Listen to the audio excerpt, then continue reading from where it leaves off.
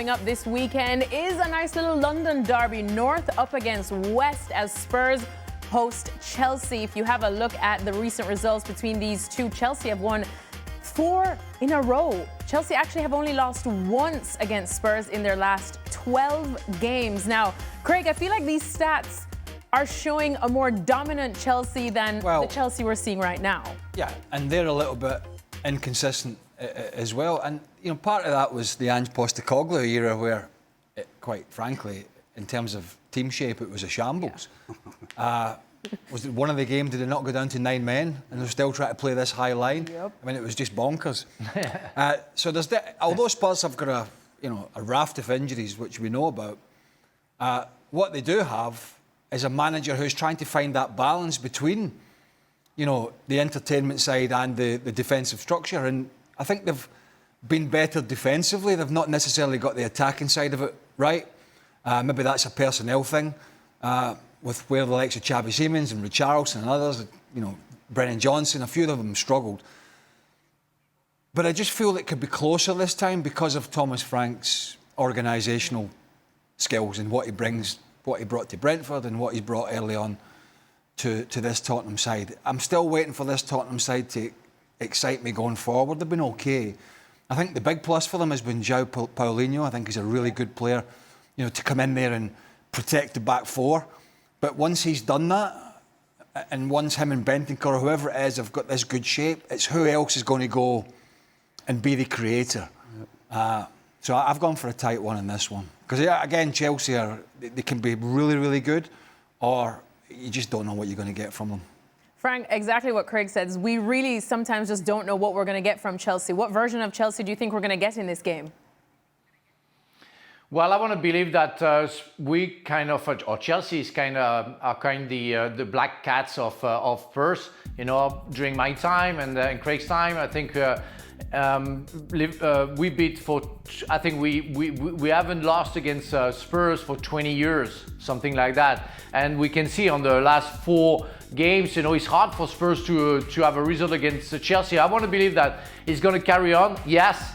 There is no certainties because of Chelsea inconsistency, and because Thomas Frank, I think he's kind of an expert and doing and making sure that Spurs plays better than the previous years.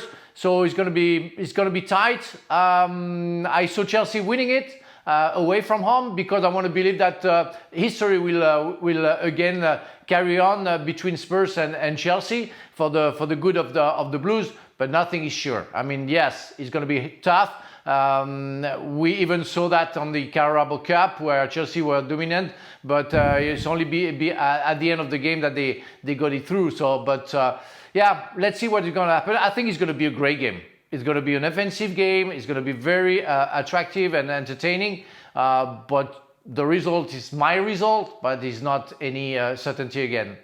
Well, Chelsea, no doubt, still missing their X factor, Craig. That is Cole Palmer. In the meantime, what does Enzo Maresca need to figure out about finding that right balance with his current attackers? Good question. Oh, thank you. I don't know. I mean, 2 of those losses, he was ill-disciplined with Brighton and Man United. The Sunderland game, it was sort of backs to the wall stuff for Sunderland, Stevie, wasn't it? And then they got undone. Yeah, I mean, it was a smash and grab, let's be honest. You know, Neto's look sharp. You know, João Pedro's a good player. They clearly haven't got the number 10. They've got to get the balance right in the middle of the park.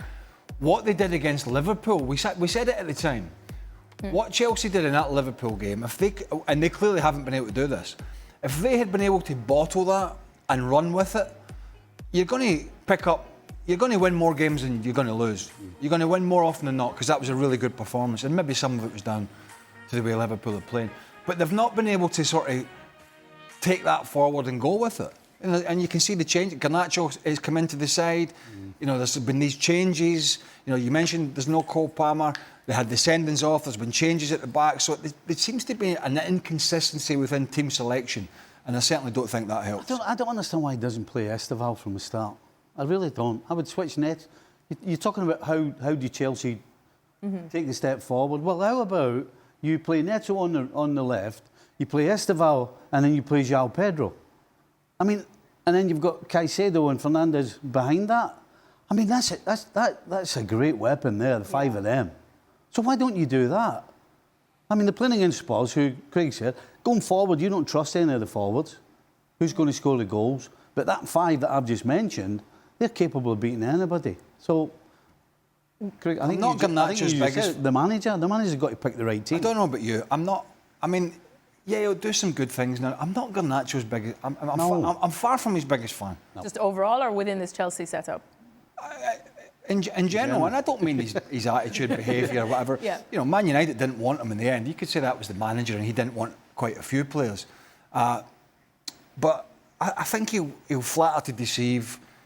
You know, he'll pop up with this. Remember the overhead kick at Everton a couple of years ago? He'll do something spectacular, and then he'll do nothing again of anything of any note for a long period. I just don't think he's got any consistency, and I think he's the type of player that will get you the sack.